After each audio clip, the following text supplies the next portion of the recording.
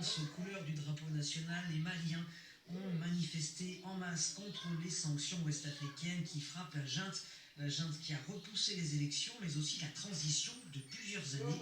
Au lendemain de l'annonce de ces sanctions de la CEDEAO, les militaires avaient appelé à la mobilisation et c'est une foule énorme qui a répondu à cet appel. K.O. Magassa. En cette fin d'après-midi, sur la place de l'Indépendance, des milliers de personnes arborent les couleurs vert, jaune, rouge du drapeau national. Les vuvuzelas et leurs bruits assourdissants sont de sortie. Quelques drapeaux russes flottent au-dessus de la foule, tandis que les slogans à l'encontre de la communauté des États d'Afrique de l'Ouest et de la France sont légion.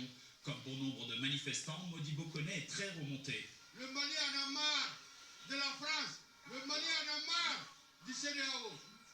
On a sorti aujourd'hui pour montrer notre mécontente contre les sanctions contre mon pays. Il faut dire que la manifestation de ce vendredi est perçue comme une mobilisation contre la défense de la souveraineté du Mali face à la France et les dirigeants de la CEDEAO qui ont durement sanctionné le Mali. Nous sommes unis, tout le monde dit le Mali. Il n'y a que le Mali, il n'y a pas de division, c'est tout un peuple qui est debout. Nous savons que nous allons souffrir. On va souffrir, mais nous acceptons cette souffrance. Vraiment, on ne veut pas le dictat de la communauté internationale. Dans son discours qui vient de s'achever, le Premier ministre de transition Choguel Maïga a évoqué la tenue d'un Conseil national de défense qui a validé le plan de riposte des autorités maliennes face aux sanctions. Une stratégie de fermeté et de réciprocité face à la fermeture des frontières, mais aussi un appel au dialogue avec la communauté des États d'Afrique de l'Ouest.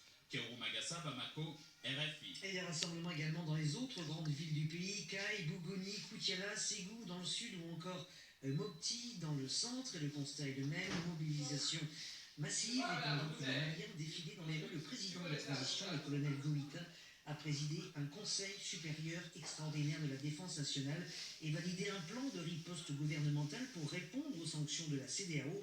Pas de détails davantage. La présidence qui appelle enfin à rester ouverte au dialogue avec la CEDEAO.